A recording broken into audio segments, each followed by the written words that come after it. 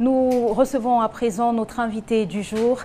Cette journée du 1er juin 2023 est une journée décisive. On peut le dire ainsi pour l'opposition au Sénégal. Le principal opposant au président Macky Sall, Ousmane Sonko, est dans l'attente du verdict de son procès pour viol présumé. Et depuis quelques jours, l'on assiste à de fortes tensions dans le pays. Et depuis quelques jours également, Ousmane Sonko est en résidence surveillée. Il a dénoncé une séquestration et des manœuvres du pouvoir qui visent ainsi à l'écarter de la prochaine élection présidentielle dans ce pays. Nous en parlons donc ce matin avec notre invité en plateau. Il s'agit de Eric Yombi. Il est spécialiste des relations internationales. Bonjour. Bonjour, bonjour à vos téléspectatrices et à vos téléspectateurs. Merci d'avoir répondu présent à notre invitation. Merci de m'avoir invité. Alors, je le disais, avec vous, nous essayons de comprendre le contexte socio-politique plutôt très tendu en ce moment au Sénégal. Vous êtes au fait de cette actualité. Comment est-ce que, d'emblée, vous pouvez analyser le contexte actuellement dans ce pays ? Le Sénégal, comme une partie, ou bien comme la plupart des pays d'Afrique noire francophone, est traversé par ce qu'on peut appeler une sorte de conflit de génération, ou alors une sorte, n'est-ce pas, de transfert du pouvoir à une nouvelle génération. Ousmane Sonko du PASTEF, 48 ans, qui représente une autre génération politique, est de plus en plus confronté à la rude preuve, n'est-ce pas, de la cession au pouvoir. Et lorsqu'on pense à lui, on pourrait également faire allusion notamment à un autre jeune, cette fois tchadien, il s'agit de Sucre Masra. Donc, pour résumer, la situation au Tchad, au Sénégal, elle est tendue pour essentiellement deux raisons. La première raison, c'est une raison domestique, c'est-à-dire qui pourrait accéder à la magistrature suprême, sous-entendu qu'il faudrait retarder le plus longtemps possible les nouvelles générations dans cette perspective d'accéder au pouvoir. Surtout que lui, il prône une sorte de raidissement, une sorte de changement de paradigme avec la France officielle notamment. Il y a aussi des raisons extérieures qu'on peut qualifier de raisons géopolitiques. On doit revenir au Mali parce que ça nous permet de mieux comprendre également cette question. Le Mali, c'est un pays d'environ 1,2 million de mètres carrés qui a à ses côtés 6 voisins. Et parmi ces 6 voisins, il y a le Sénégal. Et le Mali a à sa tête un pouvoir qui ne plaît pas à l'Hexagone. Alors, pour éviter toute contagion dans la région, sous-entendu que la Côte d'Ivoire, sous-entendu que le Niger sont des régimes amis à Paris et qu'il y a des changements au Burkina Faso qui sont en cours et qu'il y a des changements au Mali, forcément, ça impacte le fait que ça réduit le précaré de la France dans cette partie qu'est l'Afrique de l'Ouest.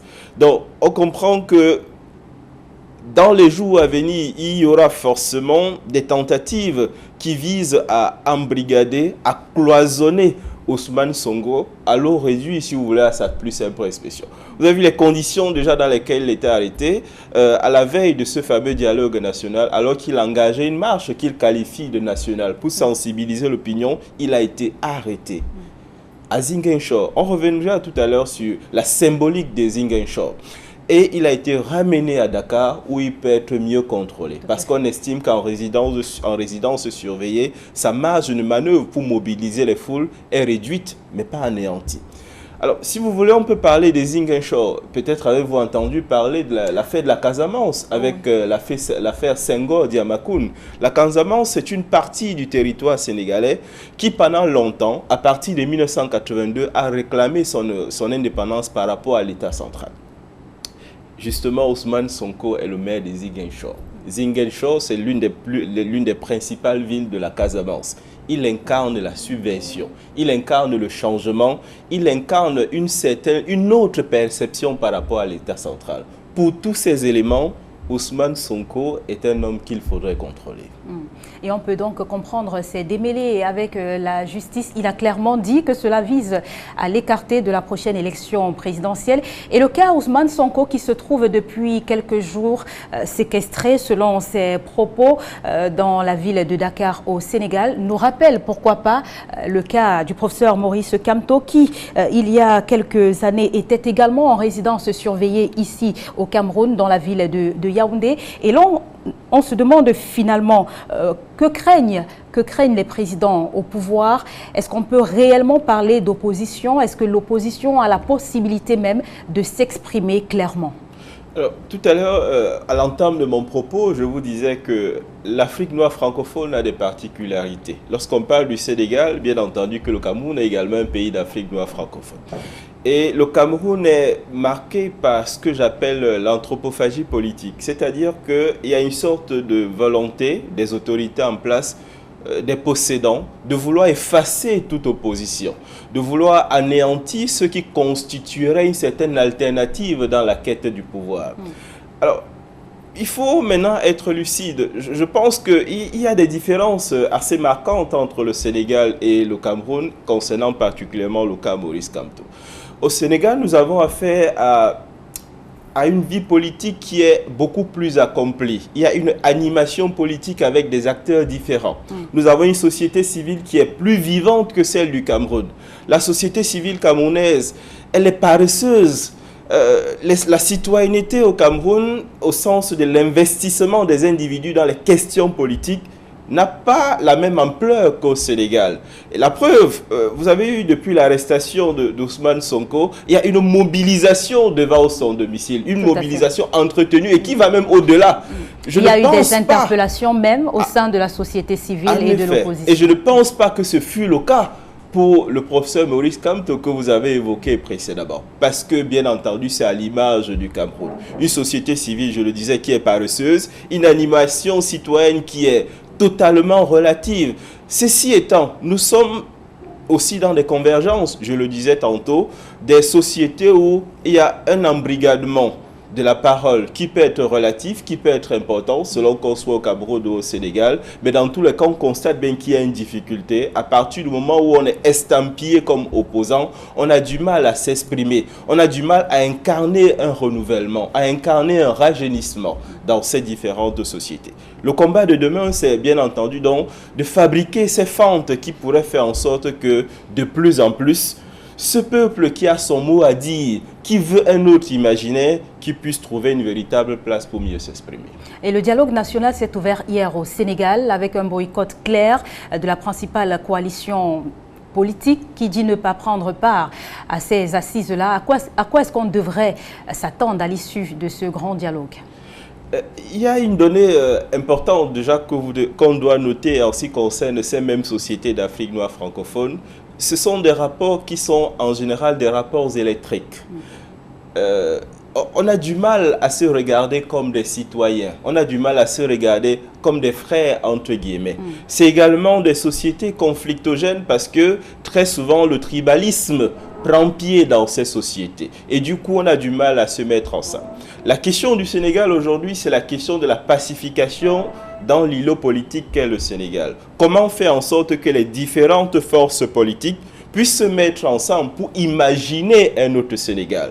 Pourquoi Ousmane Sonko est-il tant violenté? Aujourd'hui, on sait qu'il y a quelques partis politiques qui ne veulent pas participer à ce grand dialogue. Vous savez, le Sénégal a exactement 339 partis politiques. Je crois qu'à ma connaissance, il y en a 6, parmi lesquels le PASTEF, qui ne seront pas présents. C'est l'expression de quelque chose. On n'est pas d'accord. Mais est-ce qu'on a produit une société consensuelle de telle sorte que l'environnement, l'espace, le cadre nous permettent de discuter même si on n'est pas d'accord? Parce que c'est ça la magie de la République. On doit avoir la force de se mettre ensemble, même si on n'est pas d'accord. À partir du moment où il y a une exclusion de facto, parce que, bien entendu, la violence s'abat particulièrement sur ceux qui incarnent le changement. On a donc du mal à fabriquer un dialogue qui serait national. On a l'impression d'avoir affaire à ce que j'appelle un discours clos. Un environnement, n'est-ce pas, où l'auditoire est choisi, la scène est choisie, les acteurs sont choisis, le maître de cérémonie est tout connu. Et en cela, ça nous interpelle. Vous parliez du Cameroun tout à l'heure.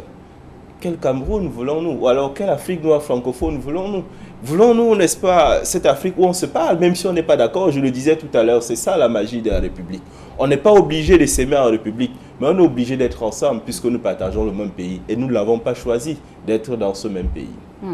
On va sortir avec cette dernière interrogation. Ousmane Sonko, candidat pour la prochaine élection présidentielle au Sénégal, et avec ses démêlés judiciaires, est-ce que ce sera encore possible finalement?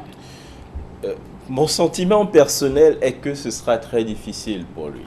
Le dialogue le grand dialogue tel qu'annoncé par le président Macky Sall devrait être l'occasion d'évacuer cette relation qu'on peut qualifier, n'est-ce pas, d'électrique avec les autres partis politiques. Mais nous constatons que on s'achemine vers une occasion manquée et difficilement, je vois Ousmane Sonko avoir les faveurs de l'allégeance ou alors les faveurs du changement de telle sorte qu'il puisse se représenter. Mais comme je vous le disais tout à l'heure, il y a une logique d'intérêt, il y a une logique de précaré qui fait en sorte qu'il doit avoir un retardement de cette jeune génération qui aspire à autre chose. Cette jeune génération qui parle du panafricanisme à longueur de journée, cette jeune génération qui veut de nouvelles relations avec d'autres partenaires, qui veut s'affirmer, qui veut être autre chose et qui a bien entendu droit au bien-être.